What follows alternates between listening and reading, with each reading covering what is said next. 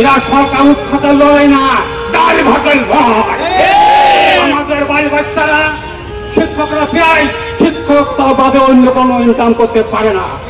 আজকে সচিবালয়ের বাবুরা প্রতি ঘন্টায় লক্ষ লক্ষ টাকা আয় করছে, ঠিক কিনা? রাজস্ব খাতের টাকা কোথায় যাচ্ছে আমরা জানি। শিক্ষকরা যদি আপনারা যদি এইভাবে আজকে দিনকে দিন কষ্ট দিতে থাকেন, আন্দোলনের দাবানল এমন চলে উঠবে, সে আগুন থামাতে পারবেন না।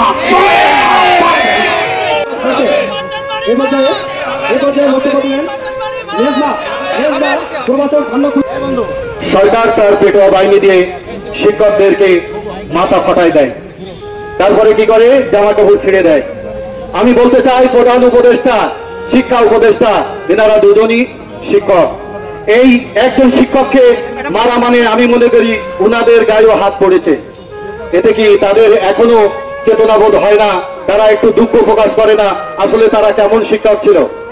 আর পুলিশ ভাইদের বলতে চাই যে পুলিশ ভাইয়েরা আপনারা এই শিক্ষকের পিতৃ সমতুল্য শিক্ষকের গায়ে হাত দিয়েছেন।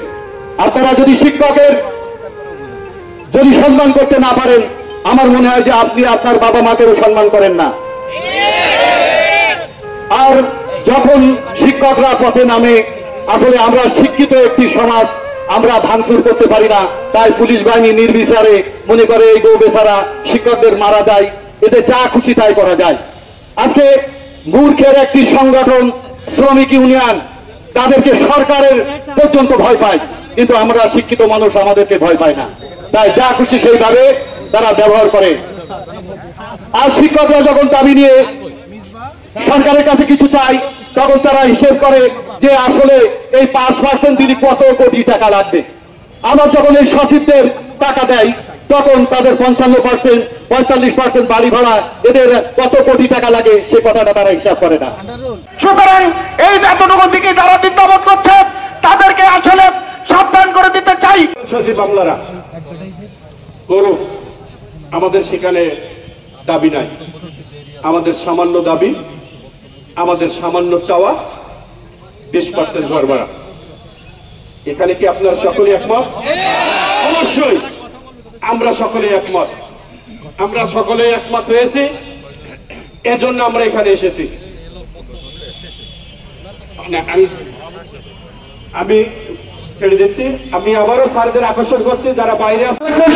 শিক্ষক সমাজকে হাত ধরে অনুরোধ করছে, হাত জোর করে আপনারা যারা 9 দিন অবস্থান করছে তাদের অবস্থা চিন্তা করেন। আর আপনারা একটা ঘন্টার জন্য অন্তত এই সাথে অবস্থান করেন, কেউ যেন কোনো দিকে ছোটাছুটি না করে আপনারা এই শহীদ মিনারে আসেন। আমাদের দাবি দাবা নিয়ে আসলে সত্যি কথা বলতে কি আমাদের দাবি কি আসলে বেশি? আপনারা বলেন তো। আমাদের দাবি ছোট্ট দাবি, এই ছোট্ট দাবিটুকু সরকার কেন মানছেন না? আমার কথা হলো, বাংলাদেশ গঠন করার জন্য যেই অবদান, সবচেয়ে বড় অবদান হচ্ছে শিক্ষকদের। আজকের এই শিক্ষক সমাজকে যেভাবে অপমানিত, লাঞ্ছিত করা হচ্ছে, গোটা জাতি দেখতেছে, সারা পৃথিবী দেখতেছে। আজকের এই সরকার উপজেলা চত্বর থেকে একটা কথাই বলতে চাই, যদি আর কোন শিক্ষকের গায়ে হাত দেওয়া হয়, যদি আমাদের দাবি দাবা মেনে না দেওয়া হয়, তাহলে সারা বাংলাদেশে আন্দোলনের দাবানল ছড়িয়ে পড়বে ইনশাআল্লাহ। তবে আমি আজকে যে কথা বলতে চাই সেটা হলো, আমাদের বক্তৃতা দিলে বেশি হবে না। আমাদের যে কাজটা করা উচিত সেটা হলো আমাদের সংগ্রাম, মিছিল, মিটিং করা উচিত। আবার আমি মনে করি এই জন্য আগামীতে যদি সরকার আমাদের দাবি দাবাগুলো মেনে না নেয়, অতি সত্বর প্রত্যেকটা স্কুলে, প্রত্যেকটা কলেজে, প্রত্যেকটা মাদ্রাসায়, প্রত্যেকটা কারিগরি প্রতিষ্ঠানে ঐক্যবদ্ধভাবে আমরা এই শার্শা উপজেলা, শার্শা অঞ্চল আমাদের দাবি আদায়ের জন্য যদি আমাদের জীবন দিতে হয়, তাহলে আমরা কি প্রস্তুত আছি কিনা বলে?